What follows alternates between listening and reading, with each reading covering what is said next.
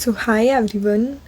आज की वीडियो में हम लोग जो है पंचतंत्र की कहानी की बात करेंगे। जैसा कि सबको पता है कि एग्ज़ाम्स जो हैं वो चल रहे हैं और जो पंचतंत्र की कहानी है न्यू सिलेबस के अकॉर्डिंग वो हमको संस्कृत में लिखने को आती है। किसमें? संस्कृत लैंग्वेज में। ठीक है, तो अब जो है वो काफ़ी ज़्यादा डिफ़िकल्ट टास्क होता है। तो जो संस्कृत की कहानी है वो अवेलेबल भी नहीं रहती है कि कहाँ से हम लर्न करें और समझ नहीं आती। मेन दिक्कत तो ये आती है। तो आज की वीडियो में हम लोग जो है संस्कृत की शपनक कथा को पढ़ेंगे। पहले हम इसको हिंदी में समझेंगे। ठीक है, हिंदी में समझने के बाद जो है मैं इस कहानी को संस्कृत में समझाऊंगी।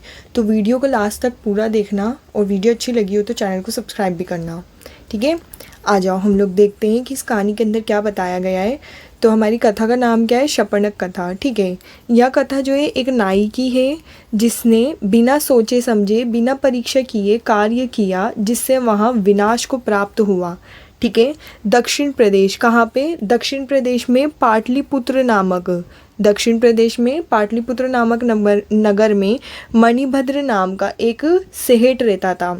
उसका सभी धर्म अर्थ काम मोक्ष के कर्म करते हुए नष्ट हो गया था। मतलब जो जितना भी इसके पास पैसा था, जो सेठ था उसके पास ये सारे काम करते, जो धर्म अर्थ काम मोक्ष ये सारे कर्म करते करते उसके पास जितना भी धन था, जितना भी पैसा था, वो सब क्या हो गया? नष्ट हो गया।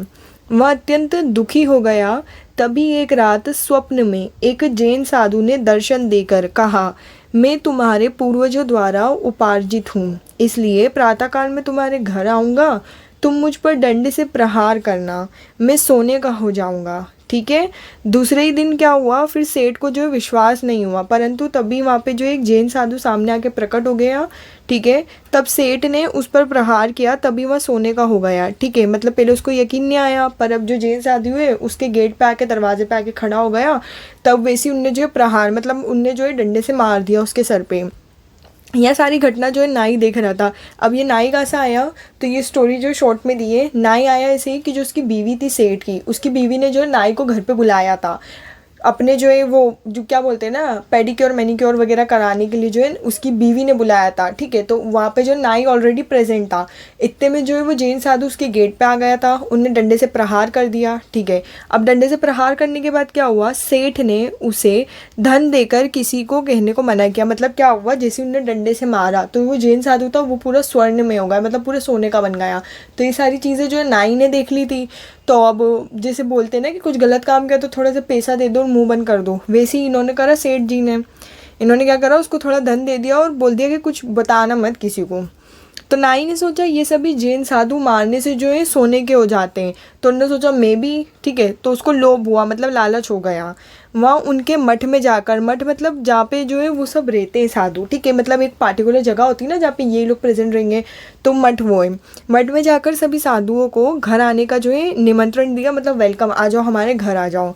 ठीक है, जब सभी नाई के घर आते हैं तब वह डंडे से प्रहार करता है जिससे जो है कुछ मर जाते हैं और कुछ जो है वो घायल हो जाते हैं। तभी कोलाहल सुनकर कोतवाल सिपाही के साथ जाकर देखते हैं और उसे न्यायालय में पेश करते हैं। नाई से पूछने पर वह सारा मणिभद्र का वृत्तांत सुनाता है। सेठ को बुलाकर पूछा जाता है, वह अपना पूर्व वृत्तांत बताता है। तभी नाई को बिना सोचे समझे, ठीक है, इसको मैं समझा देती हूँ कि मतलब उनने देख लिया था बट उसको जो है लालच आ गया था नाई को। तो लालच आने के बाद उनने करा कि क्यों ना मैं भी प्रहार करूँ। तो वो मठ में गए जहाँ पे सारे साधु रहते, तो उनको इन्विटेशन कार्ड दिया कि तुम आ जाओ। जैसे ही वो इन्विटेशन कार्ड देने के बाद वो लोग आए तो उनने जो है मारा, तो मारने से वो स्वर्ण में तो नहीं हुए, उनको क्या हुआ, कोई घायल हो गया, कोई मर गया, ये ऐसी चीज़ें हुई। तो ये सारी चीज़ जो है पुलिस को पता पड़ी। फिर पुलिस ने जो है सारा केस वगैरह सब सॉल्व करा और फिर जो मणिभद्र को भी बुलाया। नाई से पूछा कि नाई ने ऐसा क्यों करा, तो उन्होंने बोला कि मैं मणिभद्र के घर पे गया था, मैंने देखा कि वहाँ पे एक जैन साधु आया था, उनने मारा और वो तो सोने का हो गया, इसलिए मैंने भी ऐसा करा। तो फिर पुलिस वालों ने मणिभद्र को भी बुलाया, तो मणिभद्र ने उसने सपने के बारे में बता दिया। तो इस कहानी से हमको एक्चुअली मोरल क्या है इस स्टोरी का, हमको सीखने को क्या मिला? हमको ये सीखने को मिला कि बिना सोचे समझे और बिना परीक्षा करे, ठीक है, कोई भी जो है हमको कार्य नहीं करना चाहिए। इस कहानी से जो हमको ये सीखने को मिला है। तो हिंदी में ये कहानी समझ आ गई। अब मेन हम ये कहानी को क्यों पढ़ रहे हैं, क्योंकि हमको संस्कृत में समझना है इस कहानी को। ठीक है, तो अब हम इस कहानी को जो है संस्कृत में स्टार्ट करते हैं। ठीक है, हिंदी में तो हमने अच्छे से समझ ली, संस्कृत में देखो। दक्षिण आती है, सबसे पहले लिखा है दक्षिण आती है। वहाँ पे भी हमने देखा था ना हिंदी में कि दक्षिण प्रदेश में, ठीक है, पाटलिपुत्र नाम जो है, पाटलिपुत्र, हाँ वही नाम था गांव का। दक्षिण आती है जनपदे मणिभद्र नाम श्रेष्ठी पतनिया स्या निवासती स्मः। इस लाइन का मतलब ये हुआ कि दक्षिण नगर में एक मणिभद्र नाम का श्रेष्ठ व्यक्ति, श्रेष्ठ मतलब जो सुपीरियर होता है ना, वो सुपीरियर व्यक्ति पतनिया सह निवासिती, पत्नी के साथ निवासिती रहता था, ठीक है। फिर नेक्स्ट लाइन बोल रहा है धर्म कार्याणि कुर्वतः तस्य धनशे आभवत। जैसा हमने कहानी में पढ़ा था कि जो है वो धर्म कार्याणि मतलब जो है, जो उसका जो चारों पुरुषार्थ थे जो है वो मोक्ष अर्थ काम इन सब की प्राप्ति के लिए उसका जो धन जो था वो ख़त्म हो गया था, ठीक है। नेक्स्ट लाइन में बोल रहा है सहा एकदा सुप्ता, एक बार चिंतितवान, वो क्या सोच में था, ममम समीपे धनम नास्ति, मेरे पास धन नहीं है, ठीक है। ऐसा बोलता वो सोच रहा था और सोचते हुए वो स्वयं से बोल रहा था ममम समीपे धनम नास्ति, ठीक है।